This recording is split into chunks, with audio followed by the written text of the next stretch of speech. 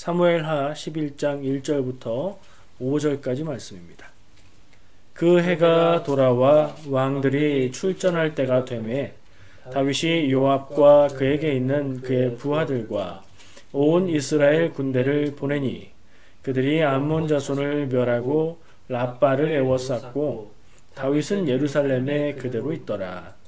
저녁 때에 다윗이 그의 침상에서 일어나 왕궁 옥상에서 거닐다가 그곳에서 보니 한 여인이 목욕을 하는데 심히 아름다워 보이는지라. 다윗이 사람을 보내 그 여인을 알아보게 하였더니 그가 아뢰되 그는 엘리암의 딸이요 햇사람 우리아의 아내 바세바가 아니니까 하니 다윗이 전령을 보내어 그 여자를 자기에게로 데려오게 하고 그 여자가 부정함을 깨끗하게 하였으므로 더불어 동침하매 그 여자가 자기 집으로 돌아가니라. 그 여인이 임신함에 사람을 보내 다윗에게 말하여 이르되 내가 임신하였나이다 하니라. 아멘. 자, 사무엘하 11장에서요 우리가 다 잘 알고 이스라엘 사람들은 정말 위대한 왕으로 그렇게 생각하는 다윗이 일생에 큰 오점을 남기는 죄를 짓는 그 내용이 시작되는 부분입니다. 그 내용을 대략 다 아실 거라고 생각해요. 성경에서는 다윗을 거의 완전무결한 사람처럼 그리고 있지요. 요 내용만 빼면 다윗은 정말 그렇지 않나 하는 생각이 듭니다. 저는요 범죄 중에서 범죄가 다 나쁘긴 하지만 성범죄는 저는 살인에 준하는 거의 뭐 최고형을 줘야 되는 그런 범죄다. 개인적으로 저는 그렇게 생각합니다. 한국은 뉴스를 들어보면 한국의 법은 성범죄에 너무나 관대하다는 느낌을 지울 수가 없습니다. 요즘에 한국이 선진국이 됐다고들 얘기를 합니다. 물론 경제적으로는 선진국에 들어간 게 확실해 보입니다. 근데 경제적인 부분은 먼저 간 것 같고 그 외에 다른 부분들 사회 곳곳에 문제들과 사람들의 인식은 아직도 조금 갈 길이 멀리 있는 것 같다는 느낌을 지울 수가 없습니다.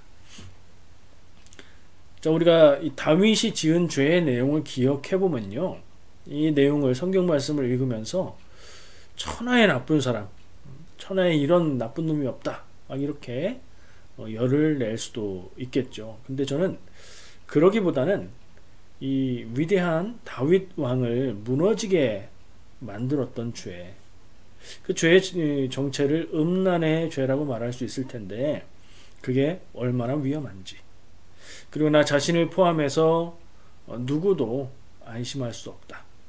다윗이 남자고 남자들이 잘못을 많이 하니까 남자들만 위험하다? 아니요, 여성들도 마찬가지. 모든 사람이 죄에 대해서 자신할 수 없고 또 특히 음란의 죄에 대해서 자신할 수 없다, 이런 생각을 가지고 보는 것이 더 마땅한 읽기가 아닌가 생각합니다. 자, 이 주제가 나온 김에 나누고 싶은 생각이 있어요. 성범죄를 이야기하면서 일상 가운데 말하면서 뭐라고들 표현하지요? 보통 여자 문제라고 표현하는 경우를 봅니다. 연세가 있는 분들은 100이면 100 그렇게 표현을 합니다.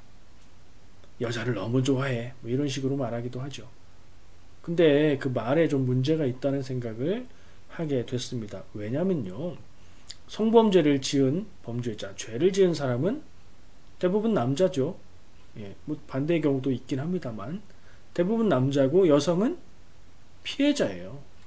근데 왜 그 성범죄의 문제를 여자 문제라고 부르나, 그런 생각이 든 거죠. 무슨 뜻인지는 압니다만 말로 표현하는 표현도 되게 중요하다고 생각을 해요. 잘못한 거는 남성이고 그 죄는 여성에게 있는 게 아니라 남성의 내면에 있는 건데 왜 그것을 부를 때 여자 문제라고 부르는지, 그 용법이 사용될 때 사회와 지금의 사회는 다른데 여전히 그렇게 표현하는 건 좀 문제가 있다. 저는 그렇게 생각합니다. 그래서 여자 문제라는 식으로 표현을 해서 여성에게 부정적인 이미지를 씌우는 것보다는 있는 그대로 표현하는 게 맞다. 이게 남자 문제도 아니잖아요. 남성 여성의 문제가 아니라 성적인 문제, 성적인 범죄이며 거기에 좀 삐뚤어진 혹은 정상이 아닌 그런 욕망의 문제인 거죠. 성적인 욕망을 다스리지 못해서 사회가 받아들여줄 수 없는 범죄를 저지른 거예요. 그래서 저는 있는 사실 그대로 그냥 성범죄라고 표현하면 된다고 생각을 합니다. 성욕, 성범죄 이런 말들로 표현하는 게 좋을 것 같아요. 우리 성도님들은 그런 식으로 아까 제가 말한 예를 들다 보니까 자꾸 얘기하는데 그 말조차 하기가 싫어요. 아까 얘기한 표현 쓰지 마시고 성범죄 이런 식으로 표현을 하는 게 더 좋을 것 같아요. 자, 질문을 해보겠습니다. 말씀을 기억하면서 이 질문을 드리고 이 상황에 다윗의 죄의 상황을 간략하게 한번 얘기할 건데 질문을 마음에 담아 두시고 같이 나눴으면 좋겠어요.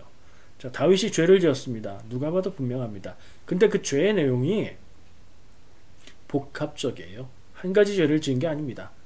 그쵸? 무슨 죄를 지었어요? 간음을 하는 음란의 죄를 지었죠. 그리고요, 자기의 죄를 덮기 위해서 거짓을 더하는 죄를 지었고요. 거기에요, 죄 없는 사람을 죽이는 살인죄를 저질렀습니다. 이렇게 복합적인 죄를 저지른 다윗의 문제를 이 성경 본문을 보면서 우리가 핵심을 뭐로 보아야 될까? 음란의 죄인가? 혹은 거짓과 살인의 죄인가? 이 질문을 한번 마음에 담아두시고 내용을 한번 같이 나누겠습니다. 자, 다윗은 이 11장을 넘어가서 11장에 다윗이 죄 짓는 내용들이 쭉 서술되어 있고요. 12장에 가면 선지자 나단이 와서 다윗에게 당신의 죄를 드러내는 직접적인 말을 나단이 하게 되거든요. 그때까지 다윗은 어땠어요? 내가 죄를 지었구나. 내가 하나님 앞에 죄를 지었구나. 이런 인식이 전혀 없었어요. 나단의 이야기를 들으면서도 남 얘기인 것처럼 흥분하기만 했었잖아요. 다윗의 이 큰 죄는 영적으로 무뎌진 다윗의 그런 상태를 보여주고 있어요. 스스로 죄를 지었음에도 불구하고 죄를 지었다는 것 깨닫지 못하고 다만 문제를 해결했다, 한숨 돌렸다 이렇게 하고 있는 다윗의 모습을 보게 됩니다. 다윗은 성범죄를 저질렀고 밧세바가 임신했다고 전해오니까 그것을 해결하기 위해서 남편을 불러들였고 속여서 잠자리를 같이 하게 만들려고 계략을 세웠고 그게 뜻대로 되지 않자 그를 죽인 겁니다. 아주 천인공로 하나님과 사람이 다 노할 만한 그런 나쁜 범죄를 정말 죄질이 나쁘다. 저는 그렇게 생각합니다. 10절에 보면요. 성경 말씀 지금 11장 10절 말씀에 보면 어떤 사람이 다윗에게 아뢰되 우리아가 그의 집으로 내려가지 아니하였나이다. 지금 제가 다윗이 밧세바를 불러서 간음을 한 그 내용들은 그냥 넘어갔어요. 아까 성경 말씀 읽었고 임신했다 전해왔다. 그것으로 내용을 생각하면 될 것이고요. 10절의 내용은 무슨 내용이었어요? 어떤 사람이 다윗에게 말했어요. 우리아가 집으로 안 갔던데요? 무슨 상황이에요? 다윗이 밧세바가 임신했다는 소식을 전해오자 우리아를 불러들여. 우리아는 누구라고요?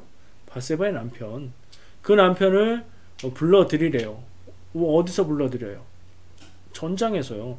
전쟁 중이잖아요.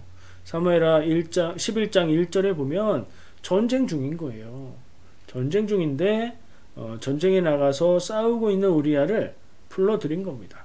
왕이 부르니까 우리아는 왔겠죠. 그래서 수고한다 이렇게 치하를 하고 집에 가서 좀 쉬어라 하고 보낸 거예요. 이 집에 가서 쉬어라 하고 보낸 건 뭐죠? 밧세바와 잠자리를 갖게 해서 그 임신한 사실이 우리아의 아이인 것처럼 속여보려는 그런 계략인 거예요. 자, 그렇게 했는데 우리아가 어떻게 합니까? 지금 말씀에 읽은 대로 집으로 가서 자지 않고 왕궁 문에서 잤다. 진짜 문에서 잔 노숙을 한 건 아니고 아마도 왕궁 문을 지키는 문지기들이 일하는 그곳에 있는 임시 숙소 같은 데서 잤다. 이런 얘기일 거라고 짐작을 해요. 그러니까 무슨 얘기죠? 집에 가서 자지 않았다는 거예요. 아내를 만나지도 않고 그냥 거의 뭐 바깥 같은 데서 잠을 잤다는 거예요. 다윗이 우리아를 불러서 말합니다. 왜 오랜만에 집에 왔는데 집에 가서 아내와 함께 있지 왜 들어가지 않느냐? 우리아가 대답합니다. 전쟁 중이고 나의 주인 요압과 이건 이제 상관을 얘기하는 거죠. 요압 장군과 나의 동료들과 나의 부하들이 다 전장 가운데 있고 그곳에 야전에서 잠을 자는데 내가 어떻게 집에 가서 편안히 쉬겠습니까? 이렇게 말을 해요. 다윗은 그 말에 다른 말을 할 수가 없죠. 뭐 너무나 좋은 뜻으로 기가 막힌 대답을 하는 거잖아요. 만약에 다윗이 죄를 지어서 죄를 은폐하려는 마음을 갖고 있지 않고 그냥 일반적인 상태에서 전쟁 중에 이렇게 말하는 자기의 부하를 보고 그 얘기를 들었다. 누구라도 감동할 이야기 아닙니까? 내 동료들이 전장 중에 있는데 나만 편히 쉴 수 없다. 그래서 난 집에 가지 않고 여기서 잔다.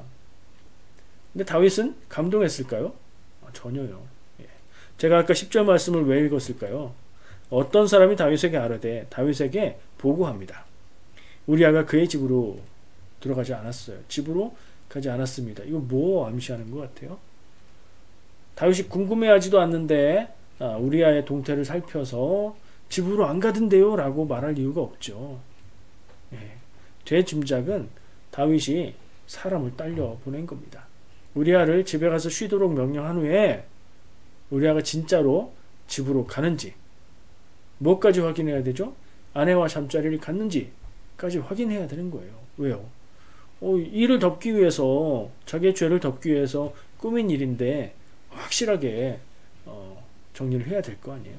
그래서 사람을 미행을 보낸 것이라고 저는 짐작합니다. 합리적인 의심 아닌가요? 여기서부터 좀 다윗에게 큰 실망을 하게 돼요. 음란의 죄, 간음의 죄를 범했다. 이것도 참 너무 심하다. 용서할 수 없다. 뭐 이런 생각이 드는데 그 죄를 덮기 위해서 계략을 꾸미고 사람을 보내서 그가 어떻게 하는지 보고하게 하고 또 우리아를 불러서 다시 한번 집으로 가지 그러냐 하는 권면을 하고 막 이러는 거잖아요. 실망스럽습니다. 사람들이요 때로는 일을 자기 뜻대로 되게 하려고 의도를 가지고 다른 사람들을 조종하는 경우를 봅니다. 남들이 그러는 건 참 잘 보여요. 남들이 자기 마음대로 상황을 움직이기 위해서 사람들에게 막 부추기기도 하고 상황을 이렇게 저렇게 만들기도 하고 거짓말을 살짝 하기도 하고 남들이 그러면 우리는 어떻게 반응합니까? 눈에 보일 때 안 좋다. 저 사람 그렇게 안 봤는데 뭐 그러겠죠. 근데 내 자신이 그렇게 한다면요. 내 자신이 그럴 때는 언제 이겠어요? 정말 다급할 때. 그죠? 내가 그렇게 하지 않으면 큰 어려움을 당할 것 같은 때. 그런 때 나의 모습을 내가 바라보면서 이 나쁜 놈이다. 이렇게 생각하나요? 어쩔 수 없어. 이렇게 생각하겠죠. 그 상황을 한번 봐요. 다윗이 간음죄를 저질렀고요. 그 증거로 임신을 했답니다. 어떻게 하겠습니까? 남편은 전쟁에 나가 있는데 아내가 임신을 했다. 이거 누구의 아이냐? 다윗이 이런 일을 저지른 것을 아무도 모를까요? 말씀 아까 본문에서 기억하지 않으세요? 다윗이 옥상에서 여인이 목욕하는 것을 보고 그 집을 꼭 집어서 저 집 저 여인이 누군지 알아와라. 알아왔잖아요. 엘리암의 딸이고 우리아의 아내입니다. 라고 보고했잖아요. 그래? 내가 생각해봤는데 이거 내 마음속에 있는 거 이거 나쁜 생각이네 하고 접은 게 아니라 보고하게 한 후에 그래 그러면 가서 데려와. 이렇게 하고 범죄를 저질렀잖아요. 사람들이 모를까요? 입을 닫고 있는 것 뿐입니다. 왕이 그렇게 한 사실을 왕궁에서 이미 내부적으로 알고 있고, 그건 뭐 소문이 납니다. 그런 소문은 머지않아 전국에 다 퍼지게 될 거예요. 근데 다윗은 그거를 덮으려고 하고 있는 거예요. 자기의 힘과 자기의 권세를 이용해서 자기의 허물과 죄를 덮으려고 이런저런 정말 비열하고 치사한 계략을 쓰고 있는 겁니다. 자, 이번 이런 그 일 때문인지 아니면 다윗이 이미 이렇게 할 정도로 그의 인격과 믿음이 망가져 있는지는 잘 모르겠어요. 요 때가 시작인 때인지 이미 그런 상태인지 모르겠다는 말이에요. 다윗은 이미 근데 그런 다윗의 모습은 하나님의 대리자, 하나님의 종으로 하나님의 백성을 다스리는 이스라엘의 왕으로는 적절하지 않은 모습이었죠. 만약에 다른 나라의 왕이라면 그럴 수 있죠. 다른 나라는 하나님의 대리자로 하나님의 종으로 백성들을 다스리는 그런 왕이 아니잖아요. 최고 권력자요, 나라의 주인이잖아요. 그런 왕들이 그렇게 했다면 그러려니 하겠어요. 근데 다윗은 하나님의 대리자여야 하고 하나님의 종으로 백성을 섬겨야 하는 왕인데 지금 이렇게 됐어요. 다른 나라들의 왕들과 똑같은 모습이 돼버렸어요. 망가진 겁니다. 다윗이 원래 그렇지 않았잖아요. 원래는 정말 괜찮은 모습이었고 하나님 앞에서 정말 괜찮은 사람이었잖아요. 그런 사람이 이렇게 됐다는 걸 이 딱 두 모습만 비교해 봤을 때는 다른 사람 아니야? 딴 사람 얘기 쓴 거 아니야? 라고 생각할 정도로 너무 망가져 있는 모습을 생각하게 됩니다. 자, 첫날 실패했어요. 포기하지 않습니다. 둘째 날 우리아를 불러서 잔치를 벌이고 음식을 먹게 하고 술을 마시게 해서 취하게 만들었습니다. 술에 취하면 집에 들어가서 잘 것이고 또 술에 취해서 성욕이 일어서 아내와 동침하지 않을까, 그걸 기대를 한 것 같아요. 두 번째 역시 실패합니다. 우리아는 그만큼 충직했던 사람이에요.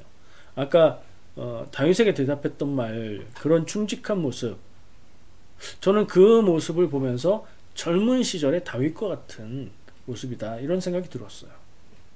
자기를 죽이려고 하는 원수 사울왕을 하나님이 세우신 왕이기 때문에 자기가 해칠 수 없다 하면서 죽일 수 있는 기회를 거절했던 다윗의 모습을 떠올리게 되었습니다. 그러면 이 우리아의 모습과 자기 죄를 숨기기 위해서 죄를 짓고 있는 다윗의 모습은 지금 반대의 모습으로 대조가 되고 있는 거죠. 우리아가 이렇게 멋있게 나오고 그런 멋있는 우리아를 죽게 만드는 다윗은 정말로 나쁜 사람인 거예요. 이제 어떻게 하죠? 마지막 수단을 씁니다. 우리아에게 편지를 써주면서 다시 전장으로 돌아가서 요압 장군에게 이 편지를 전해줘라. 상관이잖아요. 그 편지를 우리아는 보았을까요? 안 보았을까요? 안 봤겠다, 이런 생각이 당연히 들겠죠? 왜냐면 그 내용이 뭐였는데요? 이 편지를 가지고 간 이 우리아를 전쟁에 가장 위험한 전장에 내보내서 죽게 만들어라, 이런 명령이 들어있었거든요. 요압 장군은 그 다윗 왕의 명령을 충실하게 실행해서 이 아무 죄 없고 오히려 충성스럽기만 했던 우리아는 죽게 됩니다. 착한 사람, 성실한 사람, 충성스러운 사람을 죽게 만드는 죄인 다윗의 모습을 보게 되는 거죠. 야, 해도 너무한다 하는 생각 들지 않습니까? 저는 그런 생각이 들었어요. 완전히 양심이 마비된 것 같습니다. 다윗이 말이에요. 모든 것이 다윗이 의도한 대로 됐죠. 문제가 있었어요. 자기가 원해서 자기의 욕망에 이끌려서 범죄를 저질렀지만 증거가 남지 않으면 그냥 넘어가도 될 일 아닌가 하고 있는 차에 임신했습니다 라고 사실이 들려왔고, 그 문제를 어떻게 해결하지 하는 생각을 하면서 다윗이 선택한 방법은 우리아를 데려다가 동침하게 하자.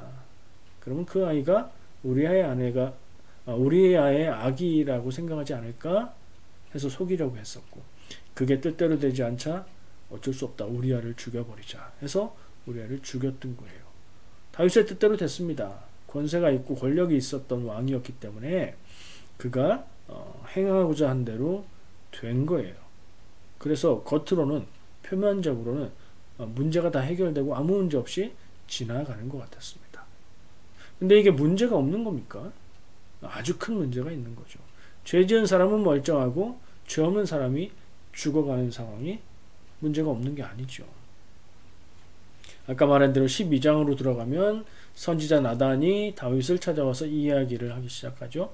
이야기 내용도 아실 거라고 생각해요.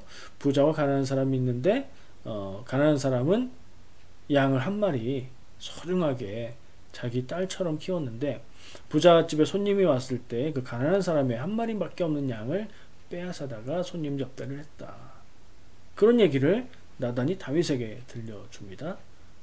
다윗은 무슨 얘기 하나 듣고 있다가 보니까 이거는 뭐 무슨 죄의 판결을 묻는 것 같은 얘기로 들은 거예요.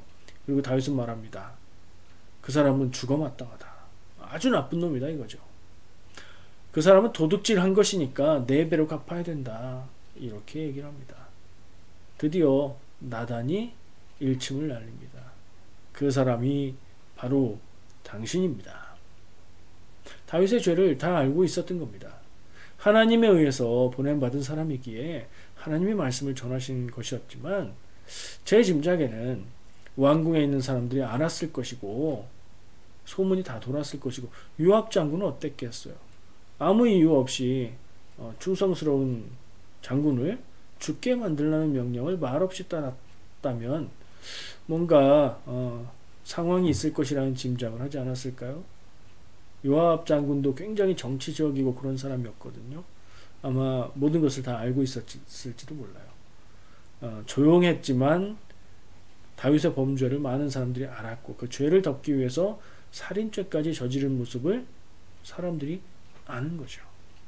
사람들은 몰랐다고 해도 하나님은 아신 거예요. 그때까지 안심하고 있던 다윗이, 자 이제 갈림길입니다. 나단에 의해서 죄를 지적받자 다윗은 어떻게 했습니까? 나단도 죽여버리나요? 아니죠. 하나님 앞에 죄를 인정하고 회개하는 모습을 보입니다. 참 다행입니다. 그리고 그런 모습에서 다윗의 위대함이 있다라고 얘기하기도 합니다. 자, 아까 마음속에 담아두라고 말씀드렸던 질문, 다윗이 저지른 죄의 핵심은 음란의 죄입니까? 거짓과 살인의 죄입니까? 어떤 쪽이 더 크죠? 죄의 질로, 끔찍함으로 봐서는 거짓과 살인의 죄가 더 크지 않나 하는 생각도 들고요. 또 상황을 이렇게 만들었던 시작이 되는 죄는 음란의 죄다. 그러니 그게 더 크지 않나 하는 생각도 듭니다. 물론 그 죄 전부 다 다윗의 죄예요. 뭐 누구에게 핑계 댈 수도 없고, 뭐가 크다 작다 얘기하는 게 무의미할 만큼 너무나 큰 죄를 연달아 짓는 거죠. 그것도 하나님의 마음에 맞는 사람이었다고 표현되었던 다윗이, 우리가 이 내용을 읽으면서 배신감을 느끼지 않습니까? 하나님의 마음은 어떠셨을까요? 그럼에도 불구하고 하나님은 다윗에게 나단을 보내시죠. 나단이 다윗에게 가는 12장 1절의 기록을 보면요, 이렇게 써 있어요. 여호와께서 나단을 다윗에게 보내시니. 나단이 그 소식을 듣고 열받아서 직언을 하러 갔다, 이게 아니고요, 하나님이 나단을 다윗에게 보내신 거예요. 왜요? 다윗에게 기회를 주신 거죠. 다윗에게 죄를 인정하고 회개하고 돌이킬 수 있는 기회를 주신 거예요. 다행히도 다윗은 그 기회를 놓치지 않은 것이고요. 눈에 대해서 생각을 해보게 돼요. 이 말씀을 쭉 보다가 제 눈에 띄는 게 있어요. 지금 제 눈 얘기했는데 제 눈 얘기가 아니라 다윗의 눈이요. 사사기로 한번 가볼까요? 사사기 때 어땠어요? 사사기에 유독 반복되는 표현이 있어요. 눈이라는 표현, 자기가 보기에, 뭐 이런 식의 표현들이 많이 나옵니다. 그리고 결정적으로 자기 소견에 옳은 대로 행하던 시대였다 라는 기록이 2번이나 나오죠. 무슨 말이에요? 하나님의 백성이 하나님이 인도하신 땅에서 살아가는데 하나님의 뜻을 구하고 하나님의 뜻을 따르고 하나님의 법을 구한 게 아니라 자기 생각에 옳은 대로 그것을 기준 삼아서 살았다는 얘기죠. 그게 사사기 시대의 영적인 어두움의 시대였던 모습이다. 이렇게 얘기하고 있는 게 사사기의 내용이잖아요. 그 내용을 얘기하면서 자기가 보기에 이런 표현들을 많이 썼다고요. 근데 다윗에게도 그런 표현이 나타납니다. 다윗의 시대는요, 사사기가 지나고 사울 왕의 시대를 지나서 다윗이 왕이 되어서 다스리기 시작한 지도 제법 지난 지금 이 사건이 일어났을 때는 그런 때예요. 근데 사사기와 똑같은 영적인 어둠의 모습으로 퇴행을 하는 모습을 보게 된다는 거예요. 자, 11장 2절 말씀, 아까 본문으로 읽었던 말씀인데요. 저녁 때에 다윗이 그의 침상에서 일어나 왕궁 옥상에서 거닐다가 그곳에서 보니 한 여인이 목욕을 하는데 심히 아름다워 보이는지라. 말씀에 초점을 찾을 수 있으세요? 아름다워 보이는지라. 이렇게 쓸 수도 있었어요. 왕궁을 거닐다가 그곳에서 보니 한 여인이 목욕을 하는데 심히 아름다웠다. 일반적으로 그렇게 쓸 수도 있었어요. 근데 그렇게 쓰지 않고 심히 아름다워 보이는지라. 누구에게 그렇게 보였다고요? 하나님의 눈에요? 나단의 눈에요? 다른 사람의 눈에요? 아니요, 다윗의 눈에요. 다윗의 눈에 그 여인이 아름다워 보였다. 목욕하는 여인의 모습이 아름다워 보였다. 예뻤다는 뜻이 아니에요. 그의 성욕을, 욕정을 발하게 되었다. 그의 눈을 통해서. 다윗의 음란의 죄는 어디서 시작됐습니까? 눈에서 시작됐습니다. 예수님 말씀에 눈이 죄지어서 천국에 가지 못하게 되거든 눈을 뽑아버려라. 이런 말씀도 있는데 다윗의 죄는 눈에서 시작됐다는 생각을 합니다. 다윗 자기가 보기에 아름다웠고 욕망이 일어났으며 그가 누구냐, 누구의 딸이고 누구의 아내냐까지 알아보고 상식적인 사람이라면 그래? 그러면 내가 안 되지? 라고 생각하는 게 맞는데 그래? 데려와 라고 자기의 정욕을 다스리지 못하는 모습을 보이는 겁니다. 그리고 그것이 하나님과 사람 앞에 죄가 된 것이죠. 우리도 똑같죠. 눈으로 보고 욕망이 생깁니다. 남성들은 시각적인 거에 더 민감하다고 하죠. 성적인 건 더 그렇겠죠. 여성들도 뭐가 욕망을 일으키는지 몰라도 눈으로 보고 욕망을 일으키는 것들이 있을 겁니다. 굉장히 예뻐 보이는 핸드백, 구두, 옷, 제가 너무 뻔한 그런 생각을 갖고 있나요? 여성이 아니라 모르겠습니다. 여러분들은 무엇을 볼 때 욕망이 막 솟구치십니까? 근데 보통 사람들이 다 거기까지 똑같죠? 근데 욕망이 일어날 때 어떻게 해야 되나요? 그리고 보통 어떻게 하나요?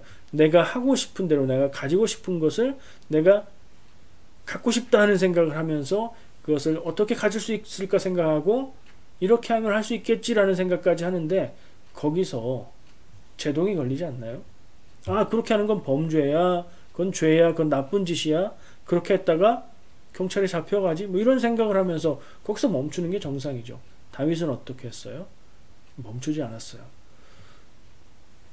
누구의 딸이고 누구의 아내입니다까지 들었는데도 그래, 그러면 데려와, 이게 된 거예요. 그냥 양심이 마비된 것 같아요. 그냥 스킵해 버린 거예요. 멈춰야 되는 선을 그냥 건너뛰어 버리는 거예요. 왜 그랬을까요?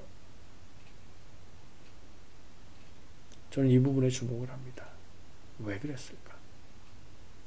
다윗은 왕이었기 때문입니다. 아까 이스라엘 왕은 어때야 된다고요? 하나님의 백성을 다스리는 하나님의 대리자, 하나님의 종이어야 되는데 다윗은 그냥 왕이었던 거예요. 이미. 자기가 가진 권력과 권세로 나쁜 짓이든 뭐든 자기가 갖고 싶은 것은 그냥 가질 수 있는 힘 있는 자가 되어버린 거예요. 보통 사람들이 그 선을 넘어가지 못하는데 보통 사람들도 넘을 수 있는 능력이 있다면 많은 사람들이 넘어갈 겁니다. 그 선이라고 제가 표현을 했습니다. 양심이라고 말할 수도 있겠고 그 선을 하나님의 법이라고 표현할 수도 있을 것 같아요. 다윗이 생각하고 멈춰야 되는 것은 무엇이었냐? 하나님의 법이었던 겁니다. 그 순간 생각해야 되는 건 하나님의 법이었던 거예요. 근데 그런 건 하나도 없어요.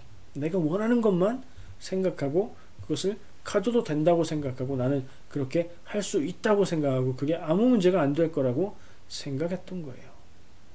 이미 다윗은 인격적으로 신앙적으로 타락하고 망가져 있었던 거예요. 권력이라는 게 이렇게 무섭습니다. 다윗은 원래 하나님 앞에서 신실했던 사람이었죠. 근데 왕으로 섬김을 받으면서 자기도 모르게 서서히 하나님의 뜻이라는 울타리가 사라져 버린 것입니다. 우리도 마찬가지예요. 권력이 그만큼 없어서 넘지 못하는 것 뿐이에요. 어디에서 무엇을 하든지 넘지 말아야 될 선이 있습니다. 넘을 수 있는 능력이 있고 넘었을 때 당장 큰 문제가 생기지 않는다 하더라도 한 번이 두 번이 되고 두 번이 세 번이 되고 이러다 보면 습관이 되어버리고 아무 문제의식 없이 선을 넘는 일을 계속 하다 보면 그 선은 사라져버리죠. 그래서 그 선을 지키고 기준을 가지고 살고 하나님의 뜻을 따라서 사는 인생이 중요한 겁니다. 서로 사랑하라. 하나님을 섬겨라. 하나님을 생각하면서 살아라. 이런 선들, 하나님의 뜻을 지키고 따라 살아라. 이런 선들, 때때로 우리가 답답하게 느끼는 그리스도인으로 지켜야 되는 것들, 그게 굉장히 중요한 겁니다. 그게 내 인생에서 내 생각 가운데서 사라져버리고 없어져버리면 우리는 범죄자, 괴물이 되어버릴지도 모르기 때문입니다. 울타리 안에서, 하나님의 품 안에서, 하나님의 법 안에서 자유롭고 평화를 누리는 것이 최고의 삶입니다. 그것을 벗어나는 게 자유라고 생각하지 마시기 바랍니다.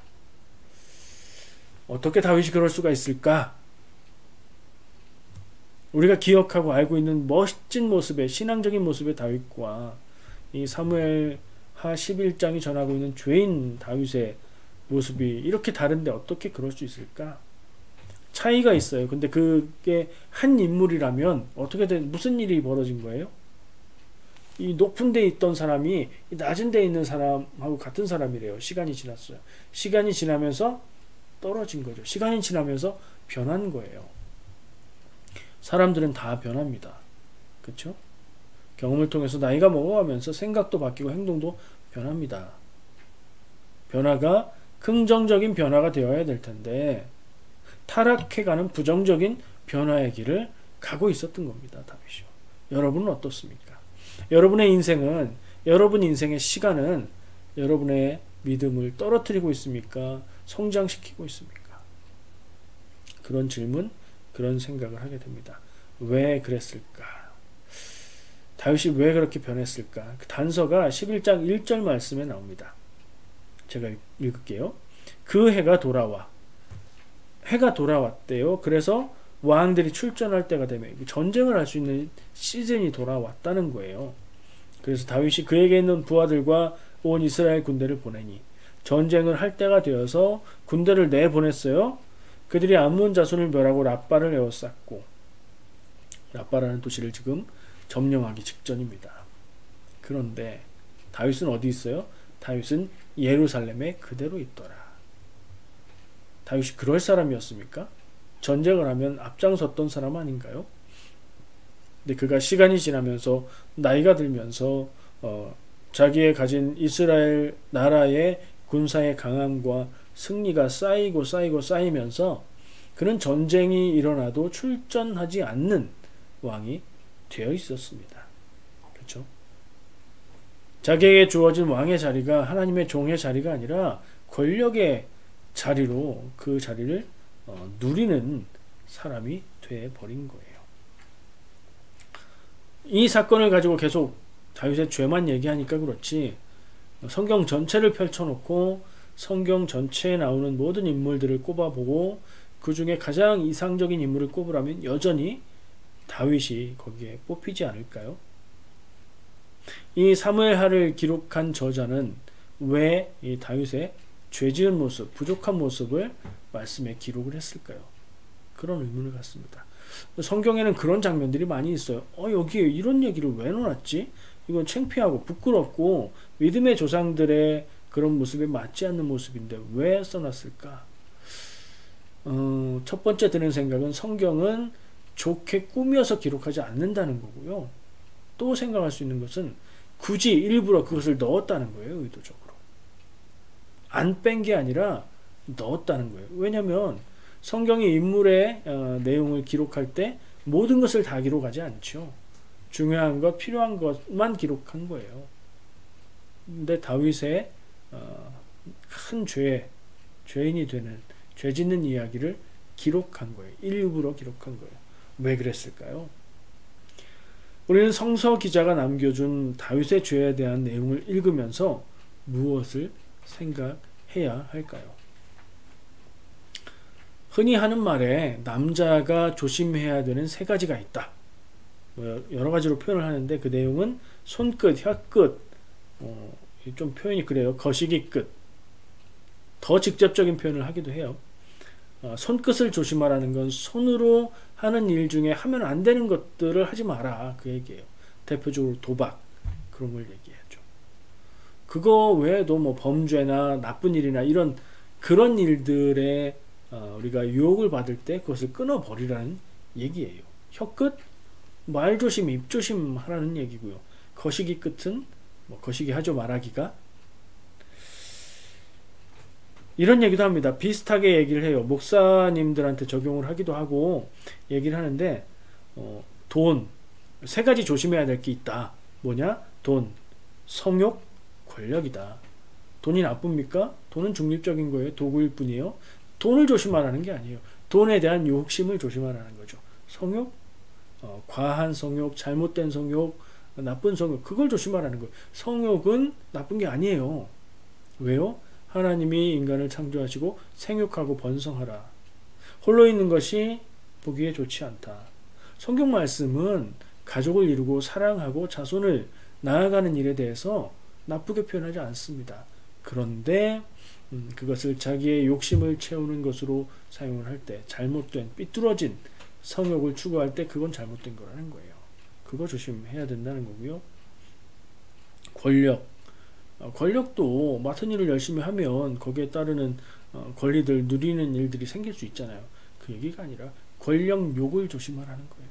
권력에 대한 욕심을 조심해라. 안 그러면 문제가 크게 생긴다. 남성 여성 동일하다고 생각을 해요. 검색하다 보니까 같은 내용의 제목을 단 책이 있더라고요. 책 제목이 돈, 섹스, 권력 이런 제목이었던 것 같아요.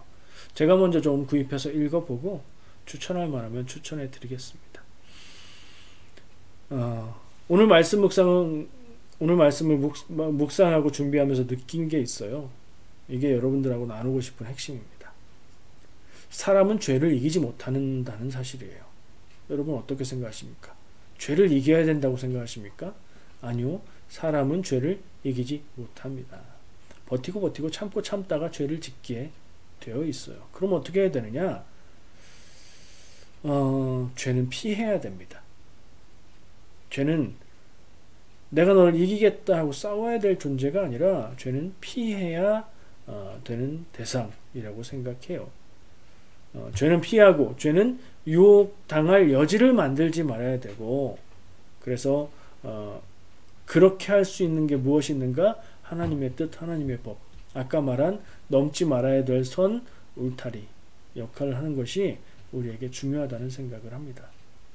죄 지을 자리는 가지 않고 유혹받을 일이 예상된다면 그 자리는 피하고, 내면의 유혹을 피하기 위해서 나름대로 정한 원칙들을 따라서 사는 삶이 성도에게 중요하다, 그런 생각을 했습니다.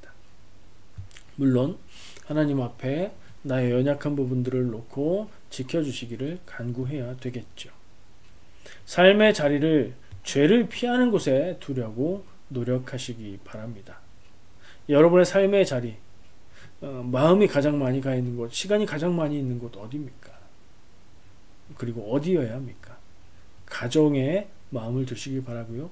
교회에 마음을 두시기 바라고요. 좋은 사람들을 만나시기 바라고 좋은 영향력이 있는 모임에 참석하시기 바랍니다. 그 반대 자리는 거리를 두고 피하시기 바랍니다. 만나서 부정적인 영향을 받는 사람이 있다면 의도적으로 그 관계를 정리하시기 바랍니다. 이런 생각이 들 수도 있습니다. 재미없는 인생, 그죠? 좀 삐딱하고 좀 일탈도 하고 그런 인생 재밌지 않습니까? 그런 걸 다 쳐내버리면 너무 재미없는 거 아닙니까? 아니에요. 바른 길에서 느끼는 즐거움이 있습니다. 하나님의 뜻 안에서 경험하는 자유가 있습니다. 그걸 모르니 일탈을 통해서 즐거움을 느끼고 선을 넘어가면서 자유를 느끼는 겁니다. 그 욕망은 비뚤어진 욕망입니다. 하나님의 품 안에서 누리는 자유와 평화가 여러분의 인생에 가득하기를 축복합니다. 기도하겠습니다.